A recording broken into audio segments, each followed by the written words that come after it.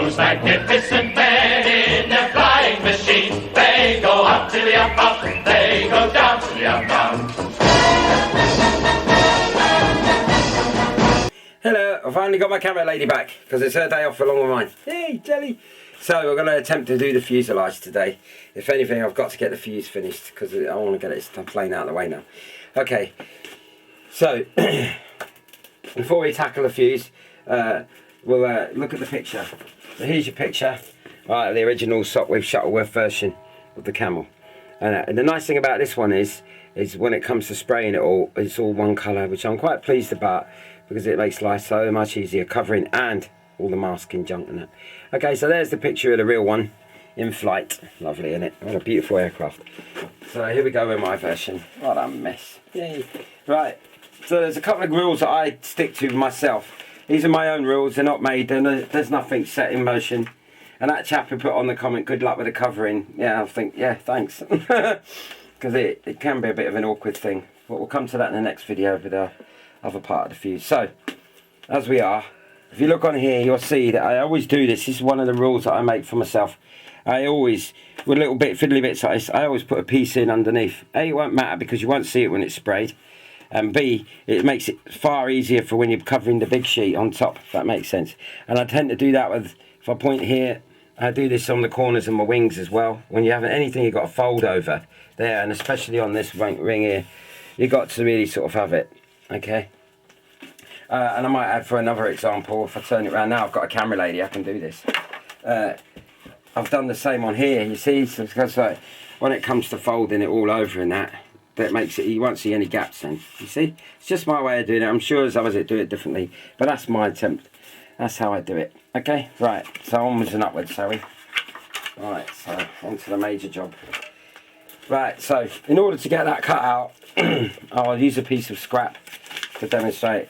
Again, others will do it differently, but what I tend to do is we've got your piece already set, the right length you want it, yeah? Doesn't matter if it's a bit over length, you can't really save everything. So you've got that in, right, okay? But so what you do is with that same piece, I tend to just once you've got it all in line where you want it, you roughly mark it, go with a pencil there, you know? It's like that, just to one side I do, because you already know the width of that. And then you just scalpel it out, okay, like I've done there, as you can see, one hole there, okay? Then we peel off the backing. Well, somebody asked me the other day, how do I get the backing off? If I haven't got that edge in there, I tend to just use the scalpel and pierce it so, like so, so it comes up, you see? And it'll separate. The other trick I might add is it's a bit more fiddly, but 2 pieces of masking tape either side, and that'll pull them off. Okay, but I tend to find it easier with a scalpel. So here we go. Right. So then we set it in situ, nice and gentle. Like I said, if it was anything like solar filament, it'd be more careful because basically they rip. Whereas this is Solar Tech, so this is quite nice. Okay, so you've got it where you want it, roughly, it doesn't matter, right? Look at that, yay, so we just leave it like that, jelly. Right, so I tend to do the edges first, as usual. Okay, let's get around the edges. I might add, I always use that phrase, don't I might add. I'm going to try and change it now because I'm bored with it, in the next videos I do, in the next plane. Alright, I might add, that this part of the fuse is the easiest bit, okay? It really is. The underside is always the easiest bit. Okay. Okay, just get your edges like so. Some chap, there's a nice comment I got, he says you make it look so easy. My answer to that is because it is easy. Once you get used to the gun, temperature, and get your nerves out of the way, because it's always nervousness that does it, okay? Then you'll see how easy it gets. But don't get me wrong, I've made millions of mistakes, God. But you've got to learn, haven't you? It's like learning to drive. You know, they always say your first car you get, well, in my day, the first car you got, you buy a cheapy thing because you always knacker the gearbox up, you know, because you only start to learn to drive once you pass the test. You know? That was the old days, probably different these days. There you go, I'm an old kid. Okay, so you got that in line there now, right? Now, it's up to you. I wouldn't do any of this tensioning at the moment. I would leave that. Oh yeah, you could do this bit, because obviously that's a solid piece, so that's going to help you. I'll explain in a second why I don't tension it until it's all done. So you got that nice like that, see? Okay. Right. Now I'll trim it. Trimming it is not exactly a problem really. So we trim it off to make life a bit easier. Okay. Save your little offcuts. Because we've got a camera lady, it makes it a million times easier, believe me. Right. So we now want to, the trick here is you get a pair of scissors, right? Okay, and you use the girth of the scissor there. Somebody's asked me before, make sure they're sharp.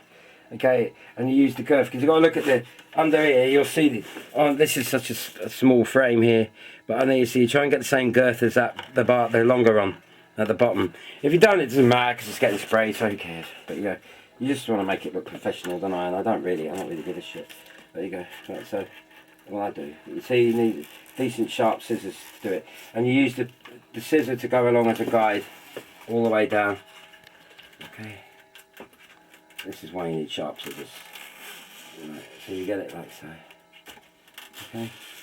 Right the way along. Like so. Cut that. Okay. Right. That's that one. The same side. If you're right-handed, I might add, you're better off. Being left-handed like me, it makes life a little bit awkward because it just is. But you know what? I just get used to it. Well, I'm actually ambidextrous now, I suppose. I'm just rattling.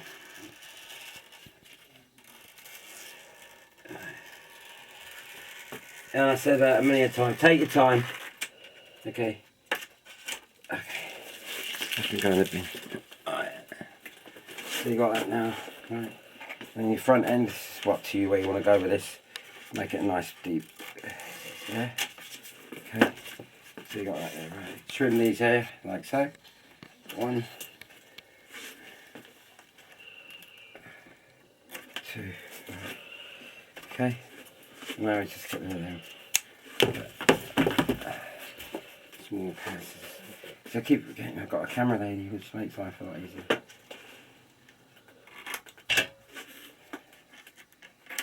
Right, so you've trimmed them off. And then you basically, this is the back bit as well. Don't forget the back bit, you trim the back there. So you got your points, okay? And then you go down it like so. And you'll see in a minute, it all comes to fruitation. Fruitation, that's a big word. So go down the edges like that, run it off the edge. Okay, like so. Pardon me.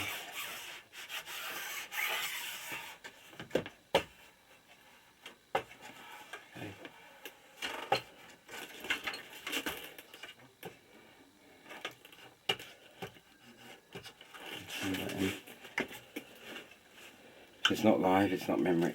Okay.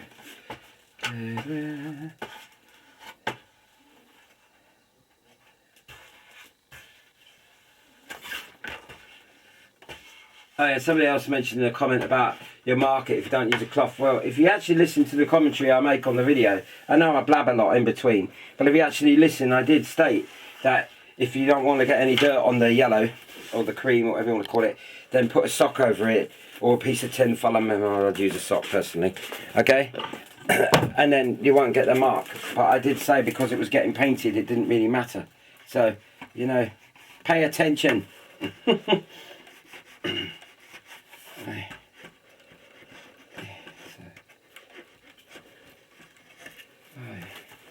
So, see, it's doing that right. So that's it. Now, so there's your bottom. Done. So if my camera lady can pan around it just so show the front. So you see how it goes now, right? So you got all that there, lovely. Okay. Alright, and again, just to make, this is where you're going to have your external charger. So 4 points to the compass. 1, 2, nice sharp blade. 3. Okay, and if you want you can heat it down personally. It doesn't matter because the tool will hold it, the machine. There you go. Okay, so now everyone would be dead tempted now. The temptation is great, believe me, and I must admit I'm the same, to just seal it all nice. But the reason I don't do it now, I wouldn't do that now, is because you got this, like, see, you got to make sure it's on, right? And it's a bugger to keep it, all right? See, some people use what balsa lock and stuff, but you don't really need that, right? Because what you do is, just for an example, when you put your top and side of the fuse on, okay, you're going to overlap it again, like so, down there, back there, see? So it gives it added adhesion, if that makes sense. So I'll make it larger, see what I mean? So that you've got it even more adhesive on the corners, edges. So that way, especially with it's being sprayed, you won't really see any of it. That way it gives it more. And then once you've covered it all, once you've covered the whole fuse, and you're finished with it and happy with it, then by all means you have to then just give it a heat gun or use the iron. I'll do both to show you when I come to that stage. Show you how to use both. Okay? Alright, so that's that. Right, well, I don't think my camera lady can hack it anymore, bless her. Okay, so that's that stage. Well, I can't remember what I am, stage 4 I think it is. So that's under the carriage. So the next stage is obviously we're going to turn it around, whilst I've still got it to make the most of it. Alright, turn around and then we're going to concentrate, and this is the difficult bit. So we're going to concentrate on this, okay? Now some people would say there is 2 ways of doing it. Personally, I did think about this last night for the sake of the video. I was tossing and turning in bed, thinking, shall I just do it, cover the top half, because especially now I've seen it's being sprayed one colour, and then do the sides separately. But you know what, if you do that, you can do that. I mean, it's just, I suppose, the only difference is if you cover it all in one, you don't see the seams, only on the bottom, see what I mean? So we're going to attempt to do it all in one, and that makes it harder, which is what the part of the fun of the hobby. Okay, so I'm starting to cover the fuse now. Let's see, I've started a bit here and there, but I'll come to that later. Excuse me, a foggy throat. So, I've done the other side. Look at the pictures, as I've said before in previous videos. This has already been screwed on, and you draw around it with a pencil. Okay, just so that you've got, you know where you're going to put it afterwards when you put it back. Okay, you'll see it through the covering. So you've got that roughly there. And you get your piece, which is roughly cut to size. Okay, and you have for it up. Now, you've already drawn a line down here when you were doing the varnishing, so at least you can see where you're going. Just you want about 3mm over. It doesn't really matter if it ain't too straight with the heat of the gun and that, because you're going to put a little wooden strip across there as needed. Okay, so you set your guns 180 degrees, make sure you don't damage anything, and then just quickly tack it over. Okay, so you tack it over nice around all the edges first. This video is going to be a long video. Now, it'll probably take all night to download, which is a big pain in the arse. That's why I said the other day it takes so long to do the model because of the videos. So anyway, tap round the edges, right round the edges, so you got it nice. So you can see, this is the stuff about this. See what I mean? Point the iron round the edges so you know where you're going to cut that. Okay, around the edges there. Okay, there you get it to there. That's more or less your edges. Nicely done. Okay, and then work inwards. Okay. Yeah, nice and smooth. Right, so make sure you keep your edges. Yeah, 180 degrees for the gun, because that makes it stick quite nicely. Okay, so you got that there, right? Alright, so red sharp scalpel, pull it back, and there you'll see where your spar bars are, or your cabane bars even. So we need to cut that out of the way. Okay. That's why I said you need a sharper blade. Okay. Right. Just cut that away there. Okay. Right, so you can fold it round, simple as that. Okay. And if need be, just play with it a bit. Okay. So you know that's going to sit nicely there. Alright. Okay, now we look at the bottom here. Right. Nice sharp blade again. I'm going to cut around that. Okay. That, there you go. Right. It doesn't matter if a bit of wood showing, because this is all going to be painted. Okay. It's not a problem at all. Right. So you got that there. Little pair of scissors. Trim that there at the back, give it something to tack to.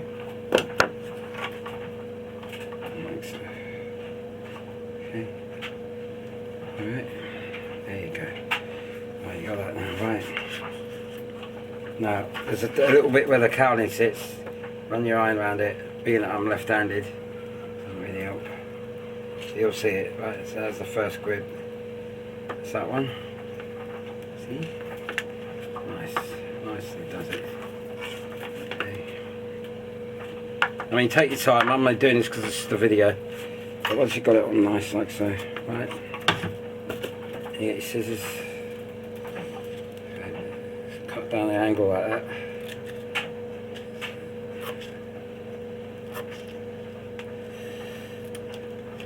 On me. Right. Same there. Okay. And just fold them in. Like so. The edges on there. You won't see that either way once there's carlings on it. It just makes it look a bit neater. Okay.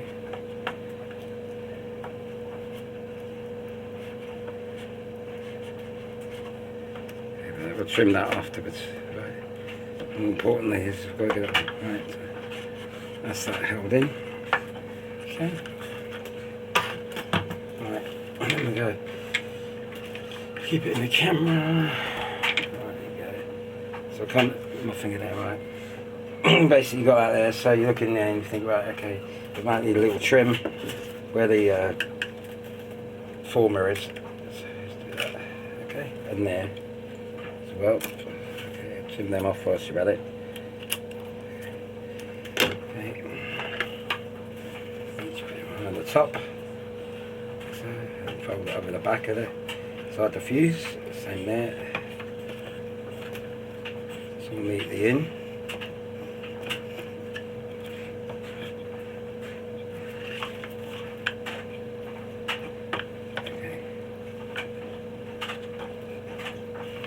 Okay, so that's that in there, and that's now. Now we got that on. Okay, go over it as many times as you like. Don't really matter because it will stick. You just want to get it right, don't you? Right. Okay. So now you've got your line that I mentioned about. It's still in there, yeah. In the line. Right, you get a pin. Hey, pin. No, do it. So you get your pin next, see your holes where your screw holes are. Okay. That's important. Now, here's the trick. Okay. So you got a bit of adhesion to this. You've drawn your hand, just cut out roughly about there. So this way a blade will be blunt because it doesn't like it.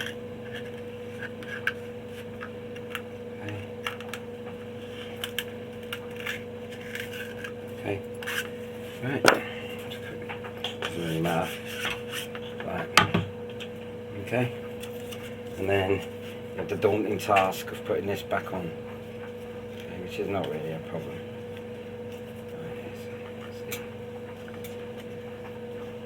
There you get super glue. Okay, in the middle. Around the edges here. Okay. So you got it in the edges all super glued, but then you have the fun bit of putting it on. Right, here we go. You can tell this is live. Screwdriver. Okay, got one first.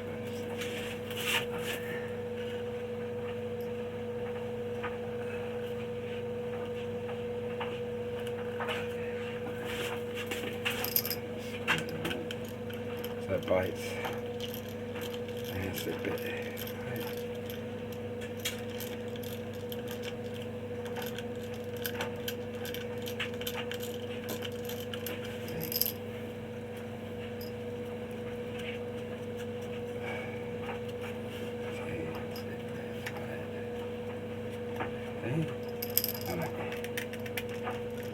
Now you'll see in a minute what I'm doing.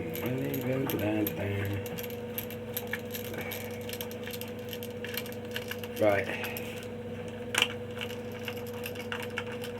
So you got them in and that's nice and stuck. Nice and dry. Right. Then yeah, a little micro drill. I can't see in the camera. Where's the bloody camera now? There, you can't see in the camera. It's a little thin drill. And that's all that's for is because when you look in the picture, these are bolts screwed on these plates. So if you just One either side. One down here.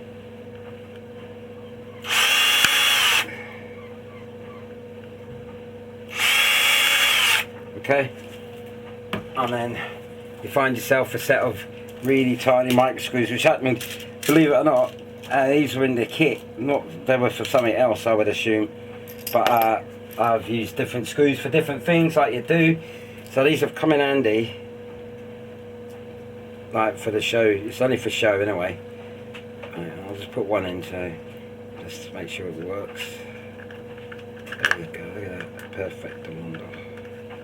I'm not going to do them all because by the time the video's done it'll be like Christmas. Right. You know what? And then you just put them all in. Any more, yes. There's another one. Yay, jelly. Jelly, jelly, jelly, jelly.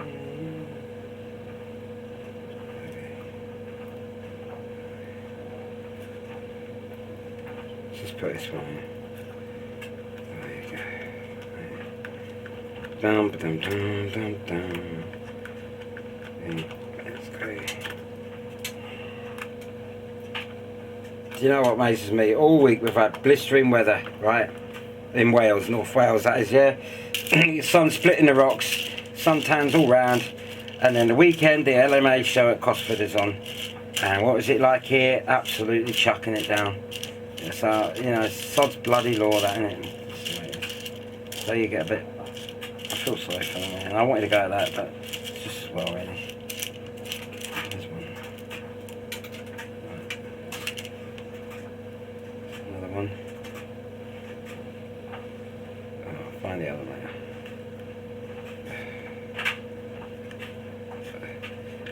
I mean, I've had comments saying you're doing an awful lot of detailing on a plane, you know, because it's small. And it was, well, yeah, there is that, but the way I see it is these kits cost quite a lot of money to buy, and I see it as, well, a little bit of detailing is the fun of the game, innit? And that's what makes, to me, that's what I enjoy, the fact that it looks reasonably close to the real thing, you know.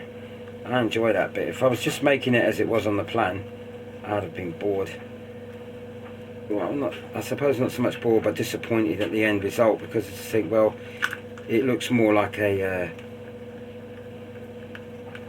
well, dare I say it, how should I put this? It looks more like a toy, you know, than a model, if that makes sense.